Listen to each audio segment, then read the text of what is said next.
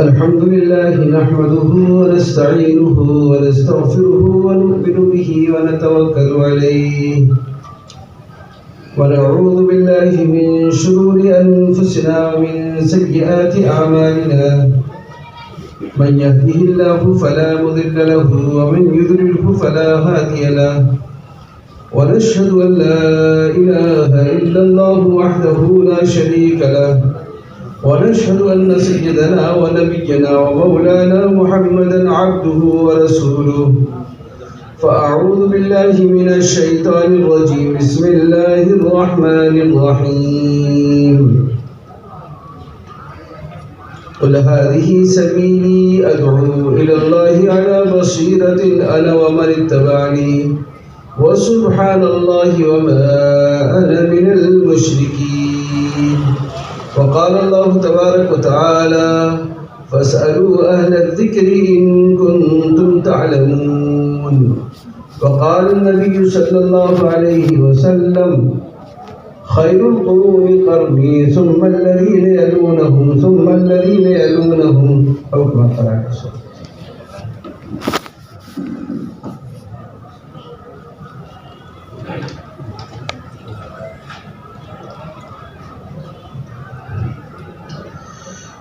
محترم علماء کرام، آپ حضرات ماشاءاللہ قرآن و حدیث کے پڑھنے پڑھانے میں مشغول ہیں اور رسول اللہ صلی اللہ علیہ وسلم نے فرمایا دنیا میں جتنی چیزیں ہیں سب ملعون ہیں سوائے عالم اور متعلم اور مختلف چیزیں ہیں مختلف حدیثوں میں اور قرآن و حدیث کی نسبت سب سے عظیم نسبت ہے۔ رسول اللہ علیہ وسلم نے فرمایا اگر تم قرآن و حدیث کو مضبوطی سے پکڑے رہو گے تو کبھی گمراہ نہیں ہو سکتے۔ ایک فقیہ شیطان پر 1000 عابدوں سے زیادہ بھاری ہوتا ہے۔ ایک فقیہ جتنا شیطان فقیہ سے ڈرتا ہے اتنا عابد سے نہیں ڈرتا ہے، کہ عابد کے پاس تو عبادت کی شکل میں وہ آ جاتا ہے، لیکن عالم کے پاس آنے سے ڈرتا ہے اس لیے کہ ان کے پاس قرآن و حدیث ہے، قرآن و حدیث کا علم اور نور ہے۔ یہ قرآن و حدیث کے نور سے دیکھتے ہیں اور قرآن و حدیث کے نور میں پہچان لیتے ہیں کہ صحیح کیا ہے، غلط کیا ہے، جائز کیا ہے، ناجائز کیا ہے، اولا کیا ہے، غیر اولا کیا ہے۔ یہ قرآن و حدیث کے نور سے دیکھتے ہیں۔ اس لیے قرآن و حدیث کے نور میں شیطان کا تجربہ بھی معلوم ہو جاتا ہے کہ شیطان کس مکر کے ساتھ ہمارے ساتھ مکر کرتا ہے۔ اس لیے عالم کے فضائل یہ عوام سے کہیں زیادہ ہے۔ اس لیے رسول اللہ صلی اللہ علیہ وسلم نے علم کی مثال بادل سے دی ہے کہ بادل اوپر ہوتا ہے، لوگ تو مثال کنویں سے دیتے ہیں، حالانکہ یہ مثال معلوم نہیں کہاں سے ہے۔ کنواں تو نیچے ہوتا ہے، کنواں نیچے ہوتا ہے۔ ہر آدمی کو پانی لینے کے لیے اپنی زمینی سطح سے نیچے جانا پڑتا ہے، اور علم کی مثال بادل سے ہے، بادل اوپر ہوتا ہے۔ بادل کے اندر کئی خصوصیت ایسی ہوتی ہیں، ایک تو بادل کے اندر عمومیت ہوتی ہے، وہ سب پہ برستا ہے، ہر طرح کی زمین پر، جس زمین کے اندر پانی کو لینے اور جذب کرنے کی صلاحیت ہے اس پہ بھی برستا ہے، جن زمینوں کے اندر پانی کو لینے اور جذب کرنے کی صلاحیت نہیں ہوتی ان میں برستا ہے۔ اس لیے بادل سے مثال دی ہے، بادل ہر طرح کی زمین پہ برستا ہے، وہ یہ نہیں دیکھتا یہ کیسے لوگ ہیں۔ دوسرا بادل کے اندر استغنا ہوتا ہے کہ استغنا کہ برسنے کے بعد کسی سے ٹیکس اور اس کی اجرت نہیں چاہتا، اجرت نہیں چاہتا۔ آپ ایک مہینے بادل بجلی استعمال کر رہے ہیں، ایک مہینے پانی کا استعمال کر رہے ہیں، مہینے کے آخر میں آپ کے پاس جو ہے بل آ جائے گا، بل آ جائے گا، استغنا۔ اس لیے رسول اللہ علیہ وسلم کی محنت اور انبیاء کی محنت تو ایسے ہوتی تھی، ایسے کہ عمومیت اور استغنے کے ساتھ۔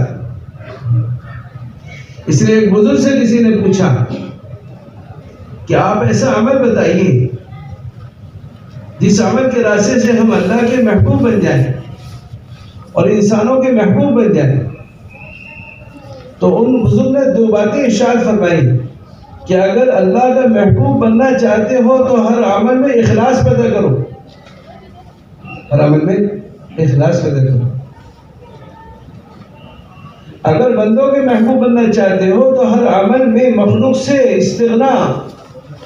استغنا کرو، کہ انسان اس آدمی کو اپنا محبوب بناتے ہیں جس میں استغنا کی صفت ہوتی ہے، استغنا۔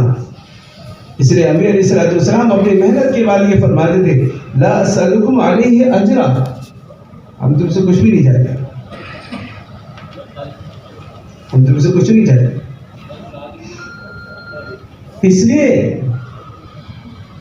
علماء جو ہیں امت کے قائد ہیں، رہبر اور رہنما ہیں، رہبر ہے۔ رہبر کا کام یہ ہوتا ہے کہ وہ آگے ہوتا ہے، سب کو لے کے چلتا ہے۔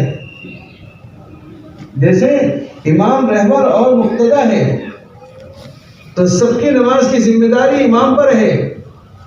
اگر امام کی نماز خراب ہوگی تو سب کی نماز خراب، اور مقتدی میں سے کسی کی نماز میں اگر کوئی سجدہ سہو واجب ہوگا تو کسی پہ بھی نہیں، کوئی بھی عمل آگے پیچھے ہو گیا سوائے ارکان کے، اس لیے کہ نماز کی امام کی نماز کے ضمن میں ہے، امام کی نماز ہو گئی تو اس کی بھی نماز صحیح، کہ مقتدی ہے، مقتدی کی نماز اثر ہوتی ہے۔ سارے مقتدی تو امام کی تابع ہوتے ہیں، اصل مطبوع کا اعتبار ہوتا ہے، تابع دار کا اعتبار نہیں ہوتا، مطبوع کا اعتبار ہوتا ہے۔ اس لیے ہمیں اپنی نیتوں کو وسیع کرنا چاہیے۔ اگر نیتوں میں وسعت ہے تو اللہ تعالیٰ نیتوں کے بقدر کام لیتے ہیں، نیتوں کے بقدر، جیسی نیت ہوتی ہے ایسا کام کرتا ہے۔ آدمی کی نیت اگر چھوٹی چیز کی ہے تو آگے کام نہیں کر سکتا، آپ آگے کے تقاضے ڈالو گے تو بوجھ ہوں گے، آپ آگے کی ذمہ داری دیں گے تو کرنا مشکل ہوگا، کہ نیت میں وسعت نہیں، کہ نیت میں وسعت ہوتی ہے تو کام لینے والے تو اللہ ہیں۔ اللہ تعالیٰ بندے کی نیتوں کو دیکھتے ہیں، اندر کے جذبے و حوصلے کو دیکھتے ہیں، اندر کے عزائم اور فکروں کو دیکھتے ہیں کہ اندر کیا جذبہ ہے، تو کام ایسے لیتے ہیں۔ مولانا الیاس رحمۃ اللہ علیہ نے محنت شروع فرمائی، چھوٹی سی مسجد ہے، حضرت مولانا منصور صاحب نعمانی رحمۃ اللہ لکھا ہے کہ مولانا الیاس رحمۃ اللہ نے محنت شروع فرمائی عالمی۔ آدمی چھوٹا سا کام کرتا ہے، پہلے اس کے چھوٹے سے کام کرنے کے لیے اس کے نقشے تیار کرتا ہے، پہلے ذہنی نقشے تیار کرتا ہے، پھر اس ذہنی نقشے کو کاغذوں میں لاتا ہے، پھر اس کے لیے کوئی آفس سوچتا ہے، پھر اس کے لیے فنڈ پاس کرتا ہے، پھر اس کے لیے عملہ تیار کرتا ہے۔ سالہ سال تو اس کے ذہنی سوچ فکر میں لگ جاتے ہیں۔ آفس دیکھو، آفس کا ڈیکوریشن دیکھو، کرسی دیکھو، اے سی دیکھو، سالہ سال چھوٹے سے کام کرنے کے لیے سالہ سال اس کے ذہنی خیالات اور ذہنی سوچ فکر میں لگ جاتے. سر کہنے لگے لکھا ہے کہ مولانا الیاس رحمۃ اللہ نے سارے عالم کا کام شروع کیا, سارے عالم کا, اور کوئی آفس نہیں بنایا, کوئی خاکہ نہیں بنایا, کوئی اس کے لیے فنڈ طے نہیں کیا کہ میں محنت کرنے کے لیے اتنے فنڈ کی ضرورت ہے. آپ چھوٹی سی انجمن بناؤ, چھوٹی سی آپ کوئی بھی میرے دوستوں بزرگوں کچھ بنائیں, اس کے لیے پہلے فنڈ سوچنا پڑتا ہے. کوئی نہیں, بنگلے والی مسجد چھوٹی سی مسجد تھی. آپ حضرات نے اس زمانے کی مسجد دیکھی ہوگی, بہت چھوٹی تھی. نواب صاحب کی گھر کی مسجد تھی یہ, اس لیے اس مسجد کا نام بنگلہ ہے, بنگلے والی مسجد. امام نواب صاحب کے بنگلے کے قریب مسجد تھی. پہلے نواب جو دیندار ہوتے تھے اپنے محل میں اور اپنے جو ہے قلعے میں ایک مسجد بناتے تھے, اپنے بنگلے کے قریب مسجد بناتے تھے. یہ بنگلے والی مسجد تھی. نواب صاحب کا بنگلہ تھا, اس کے قریب ان کی نماز پڑھنے کی جگہ تھی. نہ کوئی آفس بنایا, نہ کچھ اور طے کیا, نہ فنڈ طے کیا, اور سارے عالم کے کام کو وہاں سے شروع فرما دیا.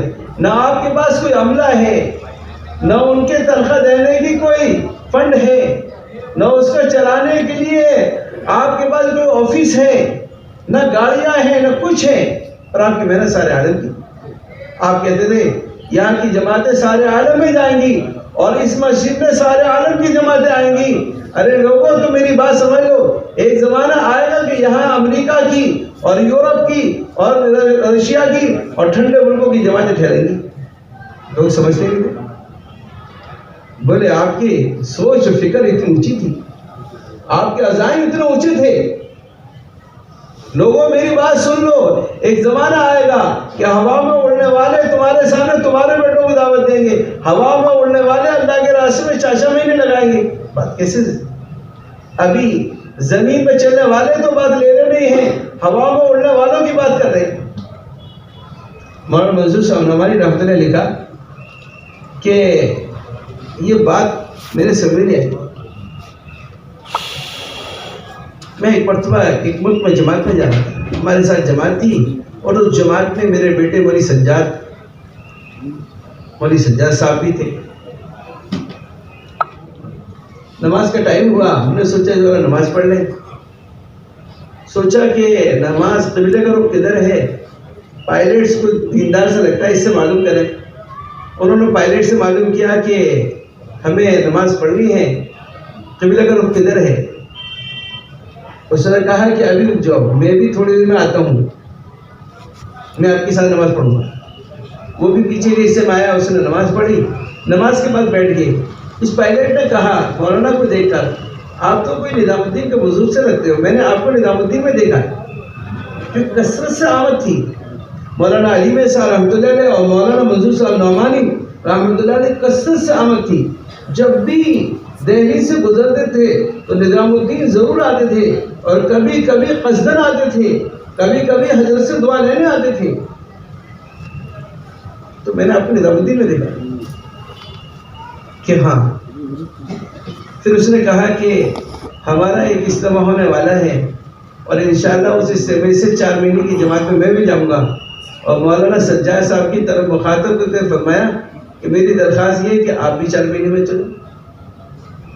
مولانا کو ملفوظ یاد ہے کہ ایک زمانہ آئے گا کہ تمہارے سامنے تمہارے بیٹوں کو ہوا میں اڑنے والے دعوت دیں گے.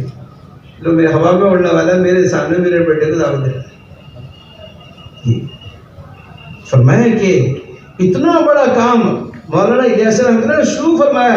کوئی آفس تیار نہیں کیا, اور کوئی فنڈ پاس نہیں کیا, اور کوئی اصول اور ایسی چیزیں نہیں لکھی, اور آپ کی کوئی ایسی بنیادی چیزیں آپ نے شروع فرما دی بنگلے والی مسجد سے. اور آپ دیکھو کرتے کرتے کرتے کرتے پوری دنیا کا کوئی ملک ایسا نہیں ہے جہاں کام نہ ہوگا. جہاں سے سورج نکلتا ہے, جہاں غروب ہوتا ہے, جہاں میرے دوستوں بزرگوں جہاں 6 مہینے رات اور دن ہوتا ہے, جہاں رات بڑی دن بڑا ہوتا ہے, رات 3 گھنٹے 4 گھنٹے کے ہوتے ہیں, اللہ کا فضل ہے وہاں پہ بھی کام ہو رہا ہے. کتنے جزیرے ہیں, کتنے ٹاپو ہیں, کتنے ممالک ہیں, کتنے جو ہے علاقے ہیں, آپ دیکھو جماعت کی نقل و حرکت سب جگہ ملے گی. ہم ایک مرتبہ ایک ملک میں گئے, اتنے دور گئے کہ بادلوں سے گزرتے ہوئے آگے گئے, گاڑی ایسے چل رہی تھی اور سمندر تو ایسا لگ رہا تھا جیسے ایک پیالہ ہے, پورا سمندر ایسا جو پیالہ, اور وہ گاڑی سے اشارہ کر رہے ہیں, گاڑی میں بیٹھے بیٹھے بتا رہے تھے کچھ.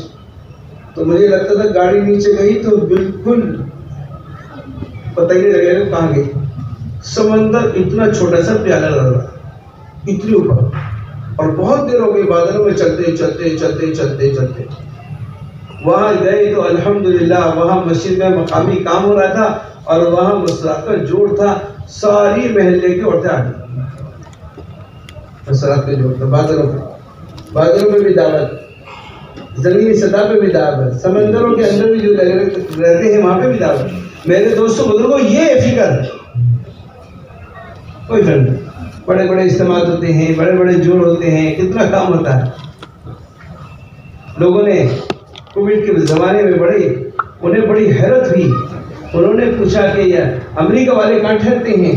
تو وہ تو ہمارے, آپ نے بھی دیکھا ہوگا, کوئی ان کا آفس نہیں ہے, پورے مرکز میں کوئی اے سی نہیں ہے, اور پورے مرکز میں کوئی ایسا نہیں کہ امریکہ والوں کا آفس, یہ وہی چٹائیوں میں سارے کے سارے امریکہ والے ہیں, یورپ والے ہوں, آسٹریلیا والے ہوں, یا سعودی والے ہوں, یا فلاں ملک والے ہوں, عوام ہو, خواص ہو, وہی رہنے کی جگہ ہے مسجد.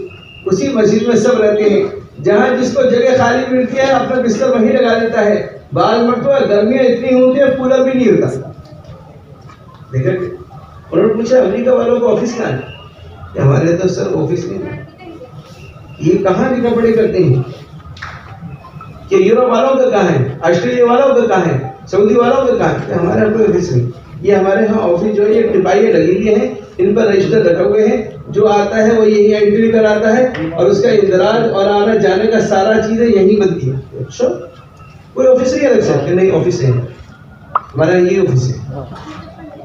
جو آئے پانی پیے, کھجور کھائے اور یہاں انٹری کرا پھر جائے. جس کو آگے جگہ ملے, پیچھے جگہ ملے, پروفیسر جائے.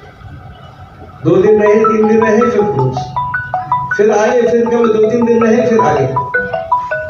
اب پوری دنیا میں ایک محنت, اور دنیا کے ہر طبقے کے لوگ لگے ہوئے ہیں. ایسے نہیں کہ صرف غربا لگے ہوئے ہیں, اور ایسے نہیں کہ صرف مال والے لگے ہوئے ہیں. دنیا میں جتنے طبقے ہیں اور جتنے شعبے ہیں, ہر شعبے کا آدمی اس کام میں ملے گا. یہ تو اللہ تعالیٰ نے میرے دوستوں فضل فرمایا. اس کام کی عظمت پر سادگی کا پردہ پڑا ہوا ہے, ورنہ اس کام میں چلنے والے ایسے ایسے لوگ ہیں, اگر لوگوں کے جو ہے وہ پردہ نہ ہوتا تو چلنا مشکل ہو جاتا. کتنے وزراء ہیں, کتنے ملکوں کو چلانے والے ہیں, کتنے علماء مشائخ ہیں, کتنے ماشاءاللہ اللہ کے ہاں ان کا مقام بڑا اونچا ہے. لیکن اس راستے میں ایسے چلتے ہیں کہ کسی کو معلوم ہی نہیں. ہر آدمی اپنی جان مال کے ساتھ ہے, ہر آدمی اپنے بستر اور کپڑوں کے ساتھ ہے, ہر آدمی اپنے مال کے ساتھ ہے. میرے دوستوں جماعت چلے کی ہو, 4 مہینے کی ہو, بیرون کے ہو, ہر آدمی جا رہا ہے. پتہ ہی نہیں کتنے علماء جا رہے ہیں. ابھی کووڈ کے زمانے میں 1.5-2 سال کے اندر 3000 علماء نے سال لگائے. 3000 علماء نے سال لگائے. ابھی اس کووڈ کے زمانے میں تقریباً 42 سے زیادہ جماعتیں دوسرے سال کے لیے روانہ ہوئی. جن علماء کا 1 سال لگ چکا تھا وہ دوسرے سال میں گئے. جیسے آپ کے پاس کی ایک جماعت, عادل آباد کی ایک مکمل جماعت, وہ دوسرے سال کے لیے عرب ملکوں میں گئی بھی ہے, اور ابھی بھی سعودی میں کام کر رہی ہے. پورے سال تقریباً 6-7 مہینے ہو چکے. یہ اتنی بڑی تعداد, ہر لائن کی, ہر شعبے والے, ہر طبقے والے, اللہ کا فضل ہے اس کام میں چلے. 10,000 سے زیادہ علماء نے وقت لگایا. کووڈ کے زمانے میں 3,000 علماء کا سال لگا. اور کتنے علماء ایسے جن کے 4 مہینے اور چلے اور 10 دن اور اس طرح سے جو ہے 5 مہینے اور مسئلات میں 2 مہینے اور چلا.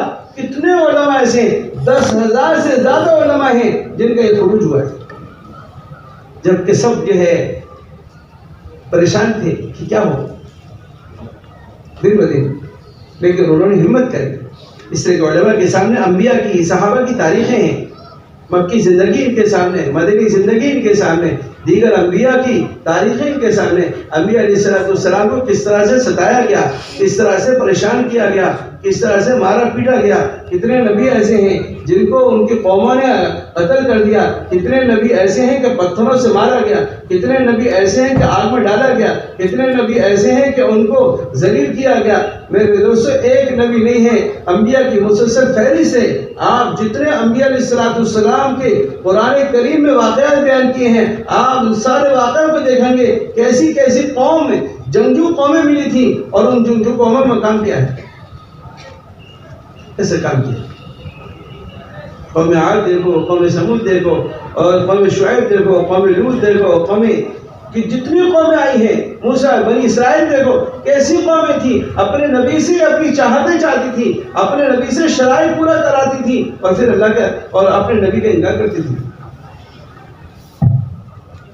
بڑے یہ معاملہ جیسا رکھتے رہنے کی نیت کے ساتھ کہ کام آہستہ آہستہ پوری دنیا میں چلا گیا. پوری دنیا میں جہاں آپ دیکھیں گے کام اللہ کا فضل ہے کہ کام کی شکلیں بنی ہوئی. ہم لوگ فیجی گئے تھے، دنیا کا آخری ملک ہے، وہاں کے بعد پانی پانی ہے، دنیا میں سب سے زیادہ چاند سورج سب سے زیادہ پہلے وہاں سے نظر آتا ہے، اور وہاں کے قریب سے تاریخ بدل جاتی ہے، قریب سے تاریخ بدل جاتی ہے. اور یہاں تاریخ اگر ایک ہے تو وہاں دو ہوتی ہے. سورج کے پوجنے والے وہاں سورج پوجنے کے لیے جاتے ہیں، اور ماشاءاللہ اللہ کی عبادت کرنے والے عبادت و دعوت کی محنت کرتے ہیں. وہاں مسجد ہے، مسجد میں اللہ کا فضل ہے، سارے کام ہوتے ہیں. کتنے ایسی جگہ ہیں میرے دوستوں ادھر. اس لیے محنت تو ہماری ہے، اصل جتنے یہ عوام لگے ہوئے ہیں یہ تو آپ سمجھو کہ اصل انبیاء کے وارث اور انبیاء کے جو ہے نائب یہ تو علماء ہیں. وراثت میں ساری چیزیں منتقلی ہے، جیسے وراثت میں علم ملا ہے ایسے وراثت میں علم کے پھیلانے کی محنت بھی ملی ہے، اور وہ مشقتیں اور مجاہدے بھی ملے ہیں جو انبیاء علیہ السلام جن مشقتوں مجاہدوں سے گزرے ہیں اور انہیں چھوڑا نہیں ہے. کتنے نبی ایسے ہیں، زکریا علیہ السلام کے سر پر آر رکھ کر ان کی قوم نے چیرا. صالح علیہ السلام کو دیکھو، ہود علیہ السلام کو دیکھو. میرے دل سے بزرگوں ابھی ہم لوگ کافی انبیاء علیہ السلام کی قبر پہ ہیں، کافی جن کے انبیاء علیہ السلام کے واقعات قرآن میں بیان کیے. کیسی کیسی نبی اور کیسی کیسی محنت کری. لوط علیہ السلام نے کتنی محنت کری. لوط علیہ السلام نے جو ہے ان کی قوم نے 10 طرح سے پیچھا کیا، 10 طرح سے پیچھا کیا. آنکھوں پہ پردہ ڈالے تھے تاکہ حق بات دیکھنے کو نہ ملے، کانوں میں انگلیاں ٹھوس رہے تھے تاکہ حق بات کانوں کے راستے سے اندر داخل نہ ہو جائے. اس لیے کہ حق بات کے اترنے کے لیے 4 راستے ہیں. ایک آنکھ کا راستہ، کان کا راستہ. بندہ کان سے سنتا ہے، آنکھ سے دیکھتا ہے. جس چیز کو کان اور آنکھ سے سنتا اور دیکھتا ہے اسی کو دماغ سے سوچتا ہے اور اسی کو جو ہے بولتا ہے، اور جب بولتا ہے تو دل میں اترتا ہے. جب ابھی علیہ السلام دعوت دیتے تو آنکھوں پر پردہ ڈال لیتے اور کانوں میں انگلی ٹھوس لیتے. آپ قوم نوح کو دیکھو، ان کو دیکھو، اور تالیاں بجاتے، تالیاں بجاتے، سیٹیں بجاتے، پیچھے سے پتھر مارتے، کیسے کیسے ستا. لیکن اسی حال میں کام کرتے رہے. ایک دن نہیں، 2 دن نہیں، 1 سال 2 سال نہیں، ہزاروں سال سمجھایا. نوح علیہ السلام نے 950 سال دعوت دی. اب اس وقت کا صحابہ نے جو محنت کری ہے اس کو باقی رکھنا بھی مشکل ہو رہا. 1.25 لاکھ صحابہ ساری دنیا میں پھیلے، 1.25 لاکھ صحابہ ساری دنیا میں پھیلے. دنیا کی مختلف قبروں میں صحابہ کی قبریں ملتی ہیں، کہاں سے کہاں پہنچے ہیں. لیکن ہم اپنی محنت میں ہمیں اپنی محنت کو تھوڑا سا بڑھانا ہے، محنت کو بڑھانا ہے، اس کی فکر کریں. کتنے صحابہ کی اولادیں کیا بولتے ہیں جو ہمارے محسن ہیں. ابھی ہم لوگ یہاں گئے تھے، شام کا سفر تھا، اردن گئے، پھر لبنان گئے. لبنان میں دیکھا کہ صحابہ کے خاندانی ہیں، سیریا سے آئے ہیں، شام سے آئے ہیں. تقریباً ان میں سے ان کے جو خیمے ہیں، خیموں کے قریب جو ہے، خیموں کے قریب کوریا سے باطل فرقے ہوئے ہیں، ان کے ساتھ عورت ہیں، ان کے ساتھ بچے ہیں، مال ہے، ان کے ساتھ جوان ہیں، بوڑھے ہیں، سب ہیں، ہم اپنی آنکھوں سے دیکھتے ہیں، اور پورے دن وہ محنت کرتے ہیں، بچوں کے ساتھ کھیلتے ہیں، اور کھیلتے کھیلتے اپنا دین پیش کرتے ہیں، اور آخر میں چاکلیٹ دیتے ہیں۔ عورتوں میں محنت کر رہی ہیں، بچوں میں محنت کر رہے ہیں، وہ بوڑھوں میں محنت کر رہے ہیں، بوڑھوں میں محنت کر رہے ہیں، اور وہ چاہتے ہیں دنیا سے اسلام ختم ہو، دنیا سے اسلام ختم ہو۔ اور آہستہ آہستہ یہ خالد بن ولید رضی اللہ عنہ کے خاندان کے ہیں، ابو ذر غفاری رضی اللہ عنہ کے خاندان کے ہیں، اور دیگر صحابہ کے ہیں۔ اس میں کتنے حسنی ہیں، کتنے حسینی ہیں، اور کتنے ایسے ہیں جو خالد بن ولید کے خاندان کے ہیں۔ لیکن آج کیا ہو رہا ہے؟ آج یہ اولاد صحابہ اور یہ صحابہ کی اولاد کہاں سے کہاں جاتی ہے؟ آہستہ آہستہ ساری چیزیں بدلتی جا رہی ہیں۔ اب تو آدمی بولنے میں بھی بعضوں کا حجاب ہوتا ہے۔ آپ ان کے کسی آفس میں انگریزی والا پہنچے اور وہاں جا کر بات انگریزی میں کرے تو وہ اس کا ویلکم کرتے ہیں، کھڑے ہو جاتے ہیں، اور عربی بات کرے تو کوئی کیا ہے کہ ابھی تمہاری زبان چھوڑتی۔ زبان کے اثرات تو آدمی کی پورے معاشرے میں پڑتے ہیں، زبان کے اثرات معاشرے میں پڑتے ہیں۔ جیسی زبان ہوتی ہے اپنے اثر دکھاتی ہے، اس لیے ہمارے اکابر نے بہت سوچا تھا یہ عربی اور یہ زبان کے بھی اثرات ہوتے ہیں، زبان کے اثرات ہوتے ہیں، اس لیے ہمارے اکابر اسی لیے رہے، اچھے کو بدل دیتی ہے۔ اللہ کا فضل ہے، یہ محنت شروع ہوئی تو محنت کے نتیجے میں جہاں جہاں محنت ہو رہی ہے وہاں اس کے اثرات بھی ہیں۔ وہاں علم کا ماحول بنا، مسجدیں آباد ہوئی، اور وہاں 100% نماز کا ماحول بنا۔ اور جہاں جہاں محنت میں کمزوری ہے یا محنت نہیں ہے، آپ دیکھو دن بدن صبح شام ارتداد کی خبریں آتی ہیں کہ اتنے لوگ مرتد ہو گئے، اتنے ہو گئے۔ ایک علاقے والے مرتد ہو گئے، جماعت پہنچی، اس نے کہا جی اب تو ہم مسلمان نہیں رہے۔ بھئی کیسے؟ کیا ہو گئے کہ ہم تو فلاں ہو گئے؟ بھئی ایسے کیسے ہو گئے کہ جب آدمی محنت کے میدان میں اترتا ہے اور دعا کرتا ہے تو اللہ تعالیٰ اس وقت کی حکمت والی باتیں سکھاتے ہیں۔ ان کا ہم تو اب مسلمان نہیں ہیں۔ بھئی آپ کیسے دوسرے بن گئے؟ کہ نہیں ہم نے دیکھا کوئی ہے ہی نہیں مسلمان تو ہم نے دوسرا مذہب اختیار کر لیا۔ جماعت والوں نے کہا کہ بھائی تو ایسا نہیں ہو سکتا، بولے نہیں ہم تو خود گئے۔ کیسے ہو جاؤ گے؟ تم تو بچپن میں مسلمان ہو گئے تھے، اگر تم کو مسلمانیت سے نکلنا ہے تو جو بچپن میں ختنیں کرائی تھی، وہ جو کھال کٹی تھی اس کھال کو جوڑو تو پھر دوبارہ سے آپ غیر ہو سکتے ہو۔ جب تک کھال نہیں جوڑائے گی کھال کٹی رہے گی مسلمان۔ ان کے بعد ذہن میں آ گیا ہاں یہ تو کھال کیسے جوڑو، ہماری مسلمانی تو بچپن میں ہو گئی تھی۔ ان کے بعد ذہن میں آ گیا کہ ہاں بھائی ہم تو عیسائی نہیں بن سکتے، اب تو مسلمانی رہے گی۔ وہ سارے کے ساری بستی والے ان کی یہ بات سن کر سب کے سب دوبارہ سے سب نے کلمہ پڑھ دیا، سب کے سب۔ ایسے کتنے بستیاں ہیں، کتنے علاقے ہیں، کتنے ٹاپو ہیں، کتنے جزیرے ہیں، کتنے کناروں کی بستیاں ہیں جہاں اسلام جو ہے جو بارڈر کے علاقے ہیں وہاں بارڈری علاقے ملکوں کے اعتبار سے بارڈر ہیں اور اسلام کے اعتبار سے بھی بارڈر ہیں، کتنے ایسے ہیں۔ ابھی ہماری لاک ڈاؤن میں ایک جماعت نے مجھے سنایا کہ ہم ایک بستی میں گئے، وہاں کی بڑی تعداد مرتد ہو چکی تھی، ہم نے بڑی محنت کری، 20,000 لوگوں نے دوبارہ سے کلمہ پڑھا۔ 20,000۔ ہماری محنت تو اپنوں کی ہے، ابھی محنت اپنوں پہ نہیں ہو رہی، ابھی تو ہمارے ہاتھ سے اپنے نکلنے ہیں۔ صحابہ کو ایک کے نکلنے سے بے چینی تھی، ایک کے نکلنے سے بھی پریشان ہو جاتے تھے۔ ایک آدمی نکل گیا، ان کے جو ہے پیروں سے زمین نکل جاتی ہے، ایک آدمی چلا گیا۔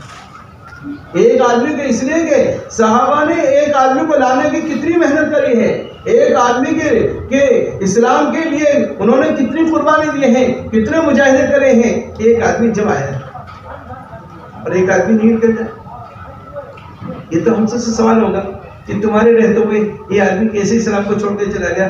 دنیا میں سب سے بہتر چیز اسلام اور سب سے بدتر چیز کفر. اسلام سے بہتر چیز، اسلام جیسی چیز کو چھوڑ کر کفر جیسی بدتر چیز میں داخل ہو جائے. ہماری محنت تو اپنوں کی، اپنے صحیح ہو جائے. اس لیے میرے بھائیو دوستو بزرگوں، یہ محنت ہے، یہ فکر ہے. جو ہم محنت کر رہے ہیں قابل قدر ہے. اس محنت کو روکا نہیں جا سکتا، اس لیے کہ مدرسوں کے ذریعے سے امت کی جہالت ختم ہو رہی ہے اور دوبارہ سے امت میں علماء تیار ہو رہے ہیں. کتنے حفاظ اور علماء تیار ہو رہے ہیں، لیکن ان کے ساتھ ساتھ یہ محنت 1% کی اور 99% ہمارے اور ہے جن میں طلب نہیں ہے، جو بے طلب ہے. امت کا 70% طبقہ ایسا ہے جو عملی تجارت پہ ہے، جس کی زبان، جس کے کلمے کے الفاظ یاد نہیں، غسل کے فرائض یاد نہیں، جو نماز پہ نہیں، جو روزوں پہ نہیں، جو حج و زکات پہ نہیں. 70% سے زیادہ طبقہ ایسا ہے جو کلمے نماز سے بھی دور ہے، کلمے کے الفاظ اور غسل کے فرائض سے بھی دور ہے. انہیں یہ معلوم نہیں ہم کس کے بندے ہیں، کس کی امت میں ہیں. جب جماعتیں نکلتی ہیں اور آپس میں کلمے نماز کا مذاکرہ ہوتا ہے تو معلوم ہوتا ہے اکثریت وہ ہے جن کو کلمے کے الفاظ یاد نہیں ہیں، غسل کے فرائض یاد نہیں ہیں. ہر ساتھی اپنی بستی میں گشت کرے اور وہاں جا کر قرآن کے حلقے لگائے تو اندازہ ہوگا کتنوں کو کلمے کے الفاظ یاد ہیں اور کتنوں کو یاد نہیں ہیں، کتنوں کو غسل کے فرائض یاد ہیں، کتنوں کو نہیں. ساری دنیا کے تقاضے ہیں. دنیا میں تقریباً 52 ملک ایسے ہیں جہاں عربی بولی جاتی ہے. سب سے کمزور جماعتیں وہاں جاتی ہیں. سب سے زیادہ باطل کی نظر ان ملکوں میں ہے. اس لیے کہ انہیں معلوم ہے دین آیا ہے عربوں کے راستے سے، اس لیے سب سے زیادہ عربوں کو استعمال کرتے ہیں. حالانکہ عربوں سے محبت کرنے کا حکم ہے کہ عربوں سے محبت کرو، اس لیے کہ میں عربی ہوں، قرآن عربی ہے، جنت کی زبان عربی ہے. عربوں سے محبت کرنا اور عربوں پہ محنت کرنا یہ ہمارا فریضہ ہے. عربوں میں اللہ نے وہ صلاحیتیں دی ہیں، اگر یہ اپنی صلاحیتوں کے ساتھ کھڑے ہو جائیں تو ساری دنیا کی باتیں ختم ہو جائیں. مدینے کے عرب کھڑے ہوئے تھے، مکے کے عرب کھڑے ہوئے تھے، آپ لوگوں کتنے ملک بدل گئے تھے اور کیسی تبدیلی آئی تھی. 23 سال کے زمانے میں ایسی تبدیلی آ گئی تھی. اس لیے ایک تو آپ حضرات سے ہماری درخواست ہے، آپ حضرات تو ساری امت کے جو ہے سر کے تاج ہیں، ساری امت کے سر کے تاج ہیں. آپ جن کاموں میں لگے ہوئے ہیں وہ قابل قدر اور قابل مبارک ہیں. آپ لائق تحسین ہیں، لائق تعظیم ہیں، لیکن ذمہ داریاں اس کے ساتھ اور بھی ہیں. آپ 8 گھنٹے تعلیم میں لگاتے ہیں، 8 گھنٹے جو ہے اس پہ بھی لگائیں. 8 گھنٹے نہیں ہو سکتے 6 گھنٹے لگائیں. 6 گھنٹے ہمارے پاس کتنے علماء ایسے ہیں جو بڑی بڑی کتابیں پڑھاتے ہیں، 8-10 گھنٹے اس میں لگاتے ہیں، تو 6 گھنٹے 7 گھنٹے دعوت کی محنت میں بھی لگاتے ہیں. الحمدللہ وہ 4 گھنٹے 6 گھنٹے پڑھاتے ہیں، 2-4 گھنٹے مطالعہ کرتے ہیں اور باقی وقت جگہ کرتے ہیں. انہوں نے ترتیب بنا رکھی ہے. بعض علماء ایسے ہیں 8 گھنٹے کی ترتیب بنا رکھی ہے، 8 گھنٹے دعوت اور 8 گھنٹے تعلیم اور 8 گھنٹے گھر والوں کے لیے کھانے سونے کے لیے. ان کا بھی کام چل رہا ہے، ان کی بھی ضرورتیں پوری ہو رہی ہیں، وہ بھی سارے کام اس رشتہ داریاں ان کی بھی ہیں. لیکن انہوں نے جیسے صحابہ نے کام کو وظیفہ بنایا تھا تو صحابہ کی ضرورتیں بھی سلوٹوں میں ہو جاتی تھی. کتنے ہمارے اکابر ایسے ہیں جنہوں نے کام کو مقصد بنایا تھا، ان کی بھی ضرورتیں پوری ہو جاتی ہیں. کام تو آپ جتنا بھی ضرورتوں میں لگ جائیں گے وہ بھی وقت کم پڑ جائے گا، وہ بھی مال کم پڑ جائے گا. ضرورتوں کے اور حویج کے کوئی وہ نہیں ہوتا، اس لیے کام سارے ہو جاتے ہیں. آدمی کی نیت میں وسعت ہو. مولانا الیاس رحمۃ اللہ نے پہلے مکاتب قائم کیے اور بہت کثرت سے جگہ جگہ قائم کیے، لیکن دیکھا کہ اس سے چھوٹے چھوٹے بچوں کو نفع ہو رہا ہے، بڑوں کو نفع نہیں ہو رہا ہے. بڑے اسی حال میں کل میں نماز کے بعد دنیا سے رخصت ہو رہے ہیں. تو مولانا الیاس رحمۃ اللہ نے سوچا یہ محنت ناکافی ہے، اس سے بچوں کی زندگی بن سکتی ہے. بچے تو وہ ہیں جو احکام کے مکلف نہیں ہیں، یہ بچے بن سکتے ہیں. لیکن اگر یہ بچے بنے اور ان کا گھر کا ماحول نہیں بنا تو یہ بچے بھی گھر جا کر متاثر ہو جائیں، متاثر ایسے سے چھوٹے. کتنے اسکول ایسے ہیں جہاں اسکول میں داخلے کے لیے پہلے گھر والوں کا، ماں باپ کا انٹرویو لینا پڑتا ہے. ہم لوگ جاپان کوریا گئے. جاپان کوریا میں یہ ممالک ہیں استعمال کے سہولت کی ساری چیزیں ہیں لیکن سکون نہیں. تقریباً 125 مسجدیں ہیں جاپان کے اندر. انہوں نے کاغذاری چلائی کہ 1 سال کے اندر ہمارے ہاں 30,000 لوگ خودکشی کر کے بڑھے. 30,000. ان کے ہاں یہ نظام ہے, پورا نظام سسٹم کا ہے. ان کے ہاں اندھوں کی سڑک الگ, معذورین کے الگ, سائیکل والوں کی الگ, پیدل والوں کی الگ, گاڑی والوں کی الگ, بس والوں کی الگ. ایک نظام, چھوٹے سے 20 گز کا مکان ہے, اس کا سارا ایسا سسٹم, صفائی ستھرائی اور سب چیزیں. لیکن کہنے لگے کہ ان ساری چیزوں کے ساتھ سہولتیں بہت. کوئی آدمی معذور ہے, کوئی آدمی کا کاروبار نہیں ہے, اس کی کتنی ضرورت ہے, ضرورتوں کو پورا کرتے ہیں. بیمار ہوتا ہے دوا فری, گھر نہیں ہے گھر فری, پیسے نہیں ہے پیسے ہر مہینے, لیکن اس کے بعد سکون. کہنے لگے 30,000 لوگ خودکشی کر کے مرے ہیں. جو لوگ اپنی زندگی سے عاجز آ گئے, پریشان ہو گئے. تو ان کے ہاں ایک آفس ہے, کیسے نہیں مر سکتے کہ آگ لگا لیں, سولی پہ چڑھ جائیں, گاڑی کے نیچے لیٹ جائیں, درخت سے گر جائیں, پیڑ کے نیچے کٹ کے مر جائیں, ایسے نہیں مر سکتے. وہ کہتے ہیں آپ کو مرنا ہے, آپ آفس میں آ کے درخواست دیتی ہیں. آپ مرنا چاہتے ہیں تو ایسے کیوں مرتے ہیں, جس سے لوگوں کو تکلیف ہو, جس سے لوگ خطرے میں آ جائیں. تو آفس میں درخواست دیتے ہیں. تو آفس میں ان سے کہا جاتا ہے کہ فلاں تاریخ میں آنا. تاریخ پہ آتے ہیں. بعض تو اس حادثے کو دیکھ کر بھاگ جاتے ہیں, اور بعض اتنے گھبراہ ہوئے پریشان ہوتے ہیں, زندگی سے عاجز آتے ہیں. وہ کہتے نہیں ہمیں مرنا ہے. تو ان کے ہاں ایک باکس ہے, اس میں لٹاتے ہیں اور اس میں شاٹ لگا دیتے ہیں. فوراً منٹوں میں وہ جل پہ خاک ہو جاتا ہے. بعض یہ منظر کو دیکھ کر اپنے آپ کو اس میں پیش کرتے ہیں. کہنے لگے ہماری آفس کی جو رپورٹ ہے, اس رپورٹ کے مطابق 30,000 لوگ ایک سال میں. دنیا کی کیا بات, حرام حلال کا پتہ نہیں, ناجائز جائز ناجائز کا پتہ نہیں, اور غیروں سے زیادہ مسلمانوں کی حالت خراب. مسلمانوں کی حالت خراب, پورے عربوں کی حالت خراب. پورے ملک, یورپ کے ملکوں میں کوئی ملک ایسا نہیں ہے جہاں عرب میں رہتے ہوں. امریکہ کے برازیل میں غیروں سے زیادہ اپنے عرب ہیں. سب پتہ نہیں ہے کہ عرب ہے کیا ہے کیا نہیں. اس لیے ہماری درخواست ہے کہ اللہ کا فضل ہے, دوسرے سال کی بھی جماعتیں نکل رہی ہیں. اللہ کا فضل ہے آپ کے ضلع سے ایک جماعت دوسرے سال میں چل رہی ہے.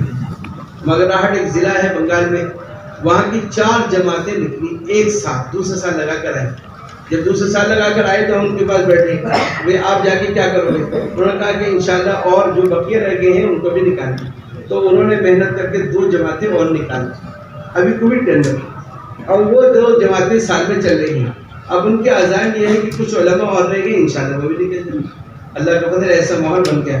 ان کے یہاں مدرسے بھی ہیں, مکاتب بھی ہیں, اور امامت خطاب میں بھی سب علماء کام مل جل کے کام کر رہے ہیں. اس لیے ہماری درخواست یہ ہے جن علماء کا سال لگائے ہیں وہ دوسرے سال کے لیے ہمت کریں, جن کا سال لگائے ہیں وہ سال لگانے کی ہمت کریں. سال 2 سال کوئی مشکل نہیں ہے. آپ نے تو 8 سال مدرسوں میں لگائے, 10 سال لگائے, کتنے تکمیلات اور تفصیلات کیے ہیں. آپ تو قربانی دینے کے گھر چھوڑنے کے عادی ہیں. ایسا نہیں کہ مشکل ہے, مشکل ان کے لیے ہوتا ہے جن کو عادت نہیں ہوتی, اور جو دین کے نسبت سے جو قربانی دے سکتے. آپ کی تو عادت ہے, 8 سال 10 سال گھر کو چھوڑ کے گئے ہیں, جب تعلیم حاصل کی ہے. 1 سال کوئی مشکل نہیں, 1 سال تو آپ کے لیے ایسا جیسے حلوہ. تو وہ تو ہضم کرنا آسان ہے. 10 سال لگائے ہیں, 11 سال لگائے. بعض کے تو حفظ سے لے کر باہر ہی باہر, حفظ بھی باہر جا کے پڑھا, عالمیت بھی, اور تکمیلات و تفصیلات بھی باہر جا کے, ان کے تو بڑی. اور پھر اس کے بعد بھی ماشاءاللہ کام میں لگے ہوئے ہیں. اللہ آپ کے کام کو قبول فرمائے. بہت مبارک. ہم سب ایک ہی گھاٹی کے ہیں اور ایک ہی جو ہے, ایسے نہیں. اللہ کا فضل ہے. ہمارے دارالعلوم دیوبند کے محترم صاحب مولانا محبوب الرحمان صاحب ہمیشہ بلاتے تھے. ہم لوگوں سے بار بار کہتے اتنے لوگ کام میں لے رہے, طلبا کیوں نہیں لگاتے, ان کو کیوں نہیں لگاتے. مولانا علیم صاحب, مولانا ہمارے مولانا سلمان صاحب, اور اسی طرح سے دارالعلوم کے مولانا ثانی، یہ سارے لوگ ترغیب دیتے تھے اور بلا بلا کے ہمت دلاتے تھے، اور بلا بلا کے حضرت فقیر امت مفتی محمود صاحب گنگوہی بار بار کارگزاری سنتے تھے، ارے بھائی کیوں نہیں آپ فلاں جگہ جماعت بھیجی، فلاں مدرسے جماعت بھیجی۔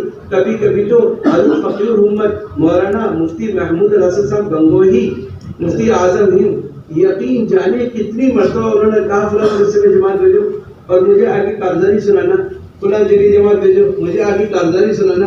ان سارے اکابر کی حضرت شیخ الحدیث مولانا انظر شاہ کشمیری رحمۃ اللہ علیہ نے فرمایا ہم لوگوں سے کہ دیکھو بچوں میں بتاؤں یہ کام ایسا ہے جو کام مولانا الیاس رحمۃ اللہ نے شروع فرمائے، میں ہر کام کو قرآن سے اور حدیث سے صحیح سے ثابت کر سکتا ہوں، اور فرمایا بچوں کام کرو۔